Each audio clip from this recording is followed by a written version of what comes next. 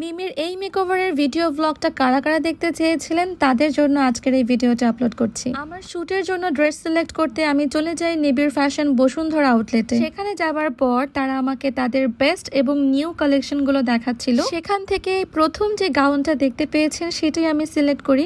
আরও অনেক সুন্দর সুন্দর গাউন আমাকে দেখিয়েছিল এইগুলো, বাট আমার কাছে প্রথমটার কালার ভীষণ ইউনিক এবং একটা রাজকীয় ভাব লেগেছে। ড্রেস নেওয়া শেষ করে আসার সময় চিন্তা করলাম একটু গোল্ডের দোকানগুলো ঢু মেরে যাই, বাট ঢু মারতে যেয়ে যে আমার জরিমানা হয়ে যাবে সেটা আমি একদমই বুঝতে পারিনি। ওই ফিঙ্গার রিংটা এত বেশি ভালো লেগেছিল যে গৌরব জুয়েলার্স থেকে সেটা না নিয়ে আমি আর আসতে পারিনি। আর গৌরব জুয়েলার্স এর কালেকশন বরাবরই আমার ভীষণ পছন্দের। যাই হোক, পরদিন ঠিক সকাল সকাল চলে আসলো আমাদের মডেল মিম। এই দেখো, মিম আসার পরে বলেছি ওকে একটু রেস্ট করতে, কারণ যেহেতু ও সাভার থেকে ঢাকায় এসেছে, সো অনেক বেশি টায়ার্ড ছিল।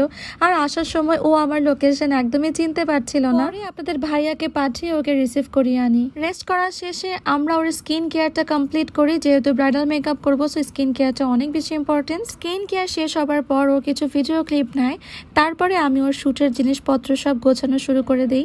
দেখেন খুব সুন্দর না জুয়েলারিগুলো? এই জুয়েলারিগুলো কিন্তু আপনারা পেয়ে যাবেন উজমার সাথে আমি অনেকবার কাজ করেছি। আমার কাছে বরাবরই তাদের কালেকশন এত বেস্ট লাগে এবং এত ইউনিক লাগে। এখন পর্যন্ত আমি যতগুলো শ্যুট করেছি, শ্যুটের কথা মাথায় আসলেই জুয়েলারির জন্য আমি উজমা ছাড়া সেকেন্ড কোনো জুয়েলারির শপকে মাথায় আনতে পারি না। তো আপনাদের যাদের ওয়েডিং প্রোগ্রাম আছে সামনে এবং খুব সুন্দর সুন্দর জুয়েলারি কালেকশন চান, অবশ্যই উজমাতে নক করবেন এবং তাদের কালেকশন চেক করতে একদম ভুলবেন না। তো কথা বলতে বলতে আমি কিন্তু মিমের মেকআপটা স্টার্ট করে দিয়েছি। মিম বেশ কয়েকটা ব্রাইডাল শুট করেছে, প্রত্যেকটা শুটেই মিমকে অসাধারণ সুন্দর লেগেছে এবং প্রত্যেকটা আর্টিস্টই ওর উপরে অনেক সুন্দর কাজ করেছে। আমি চেয়েছিলাম যে কাজগুলো ওর উপরে হয়েছে তার থেকে একটু ভিন্ন কিছু ক্রিয়েট করার। বরাবরই আমি সেম স্কিন টোন মেকওভার করতে ভীষণ পছন্দ করি, আপনারা জানেন। তাই মিমের বেসটা আমি তার স্কিন কালারের উপরে ডিপেন্ড করেই করা স্টার্ট করে দিই। আপনারা খেয়াল করলে দেখবেন যে ওর গলার সাথে ওর ফেস মেকআপের কিন্তু খুব একটা পার্থক্য ছিল না। বেসটা কমপ্লিট করার পর আমি ওর আই মেকআপে চলে যাই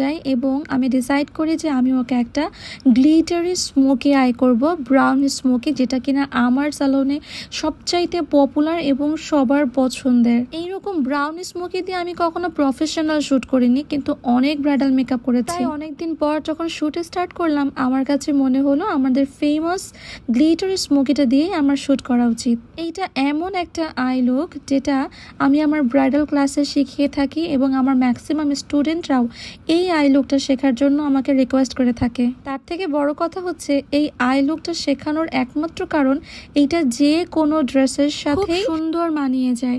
ধরুন আপনি একজন মেকআপ আর্টিস্ট, একদমই নতুন, কি আই লুক করবেন আপনি একদম খুঁজে পাচ্ছেন না, চোখ বন্ধ করে এই আই লুকটা করে ফেলেন, আর ড্রেসের কালারের সাথে মিলিয়ে একটা সুন্দর নুড অথবা ডার্ক লিপস্টিক, ব্যাস দেখবেন পারফেক্ট লাগছে। এই কারণেই এই আই লুকটা আমার প্রিমিয়াম প্যাকেজের মধ্যে বেস্ট একটা আই লুক আমার কাছে। এই ধরনের স্মোকির সাথে আমার কাছে নুড লিপস্টিক বেশি ভালো লাগে। দেখেন মেয়েটাকে কি মিষ্টি লাগছে না মাশাআল্লাহ। এই ধরনের লুকে আপনি ম্যাট লিপস্টিকও ইউজ করতে পারেন, আবার সেটাকে গ্লসিও করে ফেলতে পারেন। যেটাই করবেন সেটাই সুন্দর লাগবে। এবং এই হচ্ছে ওর ফাইনাল লুক। ড্রেসটা পরানোর পর আমার কাছে মনে হচ্ছিল আমি কোনো এক রাজ্যের রাজকন্যাকে সাজিয়েছি। আর মেয়েটা দেখতে মাশাআল্লাহ যতটা সুইট, ওর বিহেভিয়ার তার থেকে বেশি সুন্দর। ভীষণ নম্র, ভদ্র এবং চুপচাপ। যেহেতু ও একদম নতুন ব্রাইডাল শুটে স্টার্ট করেছে, তাই প্রফেশনাল পোজগুলো কিন্তু ওর খুব একটা জানা নেই, কিন্তু ও বারবার আমাদেরকে বলছিল যে আপু আমাকে দেখিয়ে দাও, আমাকে শিখিয়ে দাও, কিভাবে করলে ভালো লাগবে আমাকে বলো, আমি সেভাবেই করছি।